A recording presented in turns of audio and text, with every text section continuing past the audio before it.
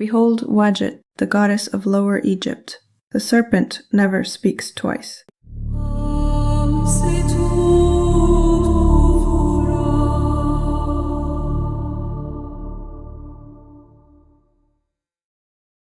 The Serpent Spoke, A Tale of Ancient Egypt, by Alex Wynne Ashwood. Night fell soft over Buto, and the temple woke like a lantern. Oil lamps lined the courtyards, their flames threading gold through palm fronds and painted pylons. Drums found a slow heartbeat, sistra chimed like river silver, and the temple dancers stepped into the circle of light. Linen rippling, bangles whispering, movements flowing like reeds in a tide. Around her, priests lifted incense, and a cool breath moved across the water channels, carrying the sweet bite of lotus and resin. On the walls, Wadjet, the cobra of the Delta, curled in painted profiles, watching without blinking. At the perimeter stood the guard, a broad-shouldered man with a scar at his jaw and a spear he rarely needed but never put down.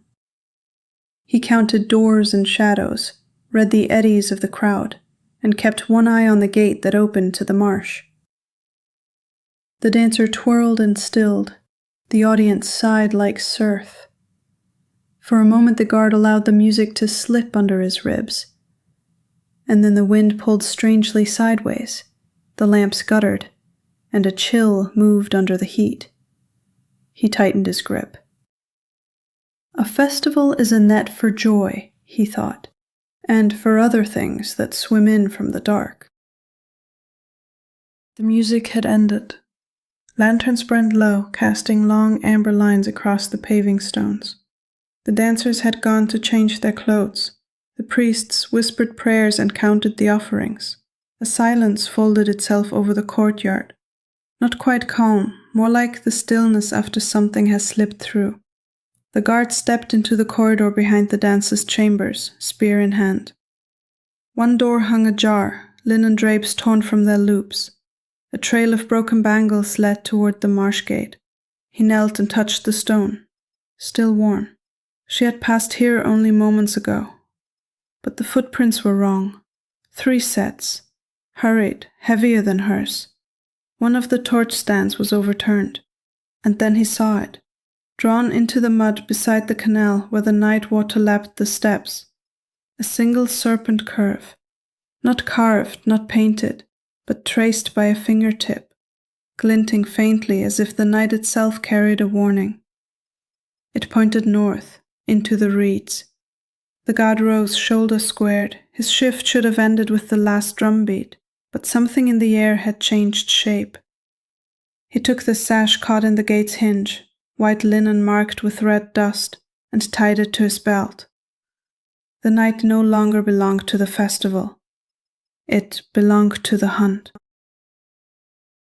The marsh opened like a mouth-swallowing sound. One step beyond the temple wall, and the world changed. The stone became mud, the air turned wet and cold, and the night gathered itself like a coiled thing. Reeds leaned over the narrow path, rustling softly as though gossiping to one another. The guard moved with careful weight, spear held low, every footstep sucking at the earth. The water channels on either side shimmered with scattered lantern reflections, thrown from distant temple lights already fading behind him. The footprints were easy at first, deep, hurried, made by 3 men and a lighter 4th. But then the marsh claimed them, water creeping over the trail. He stopped, breathing through his teeth. Something was watching. Not an animal. Not men. Something old. He tilted his torch upward and saw it.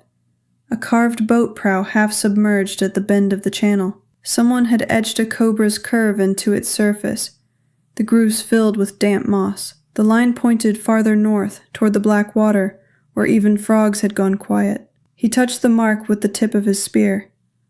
The wood was cold, slick, old. This was no accident. Wadjet had marked the way. Or someone who knew her language had. He took a breath that tasted like mud and night, then stepped onto the waiting skiff. The reeds shivered as if whispering his name. The current carried him forward into the dark. The current was slow but steady, sliding under the skiff like the breath of something sleeping. The guard leaned forward with the pole, careful not to splash. Reeds arched overhead, turning the waterway into a tunnel of shadows. The torchlight flickered against their green blades, each ripple of flame reflected in the water like broken stars. The temple was long gone now. Behind him only silence and the soft lap of water against the hull. He watched the mud banks as he moved. Someone had passed here recently. Crushed reed stalks bent toward the channel, drag marks where a body might have stumbled or been carried. A length of linen cord floated against a root, tangled and wet. The wind shifted slightly, carrying the faint metallic tang of fire ahead. Then, just as he rounded a curve, the second sign appeared. A flat stone on the bank, its surface etched with a curving serpent that caught the torchlight and threw it back at him in a pale green shimmer. He let the skiff drift for a heartbeat. The marsh around him felt alive, watching, breathing. This was no ordinary trail. Someone, or something, wanted him to find the way. The dancer was out there, somewhere beyond the reeds and mist. He pressed the pole into the mud and moved on, torch flaring as if stirred by an unseen breath. The night tightened its grip, but he no longer walked alone. The wind shifted and the torch flame wavered. The guard froze mid-stroke. The marsh had gone still, too still. A splash to the left, then another to the right. 3 figures emerged from the reeds, blades glinting wet in the flickering light. The skiff rocked as they closed in. Instinct took over. He swung the pole hard, knocking one into the water. A second lunged and was driven back by the iron tip of his spear. The third fell forward, vanishing into the reeds with a hiss. For a breath, only water moved. Then, from the darkness, 2 faint green lights appeared and blinked once. Wadjet's eyes, watching. The current narrowed, then opened suddenly into a wide basin of still water, ringed with stone ruins half swallowed by reeds. A crumbling shrine crouched at its center, its steps slick with moss, its walls etched with the serpent sigil of Wadjet. No festival lamps burned here, only the moon, pale and cold, watched from above. He pulled the skiff forward in silence. A scrap of white linen clung to the shrine steps, swaying gently with the ripple of water. Inside, faint torchlight flickered, not from priests, but from strangers. He could hear low voices. The dancer was close, and so were the men who had taken her. On the walls above the entrance, the cobra fresco gleamed faintly, as if the goddess herself had marked the place. The shrine held its breath. Not the wind, not the water, not even the reeds dared to move. The guard stepped onto the mossy stones, spear steady in one hand, torch in the other. Shadows from the kidnapper's fire danced against the walls, making the cobra frescoes ripple as if alive. He could hear their low voices inside, counting, threatening, planning. But then something shifted in the air. A cold stillness that felt older than the shrine itself. A pale green light began to bloom on the entrance arch. The torchlight flickered and dimmed. Then, rising from the mist behind the shrine, a figure emerged. A woman cloaked in moonlight. Strikingly beautiful, with vibrant green eyes that burned like emerald flame. Her hair flowed like black silk. Her linen dress moved though no wind stirred it. Wadjet. She raised no weapon and spoke no word. She only looked. The men inside saw her and broke. One dropped his blade and ran into the reeds. Another stumbled into the water. The third simply knelt and covered his eyes. The guard didn't move. He understood. Her gaze shifted to him, sharp and unwavering, then to the inner chamber. A silent command. The dancer was there. The goddess had led him this far, and now she had cleared the way. The basin lay silent behind them, as if the goddess's light had burnt the noise out of the world. The guard guided the skiff with steady strokes, the dancer lying wrapped in a shawl at the bow. Her breathing was shallow, but her eyes were open, fixed on the night sky, as if afraid to blink. Behind them, the shrine had already melted back into mist. The reeds seemed to part for the skiff as it moved downstream, water calm and black beneath the torchlight. Along the banks, faint green serpent curves shimmered like soft echoes of Wadjet's presence, fading one by one as they passed. The air was warmer now, carrying the familiar smell of the temple fires.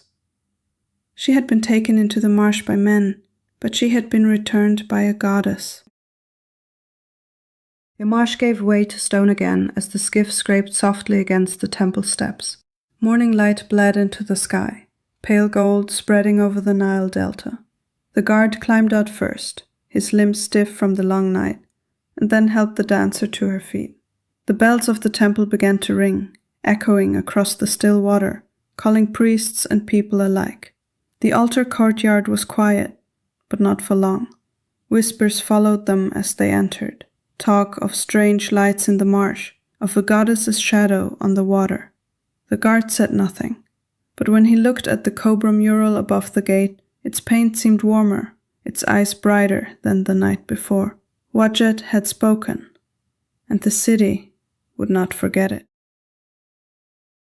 Sleep came to him like a tide returning to the shore. In his dream, the temple lay bathed in moonlight, though the night outside his chamber was already fading. He stood barefoot on cool stone, listening to the hush of water flowing somewhere unseen. Above the gate, the cobra mural shimmered softly, as if the paint itself were alive. Then the shadow spent, and she appeared. Wadjet in human form, radiant and still, her emerald eyes glowing like the heart of the marsh. She did not speak. She didn't need to. The serpent patterns across the courtyard flared once with green fire, then softened into a quiet pulse, like breath. When she turned away, the temple melted into water and reeds. He woke with the taste of damp earth and night air still clinging to him, and knew this wasn't the end of her watch, only the end of the telling. And the serpent spoke. A tale of ancient Egypt.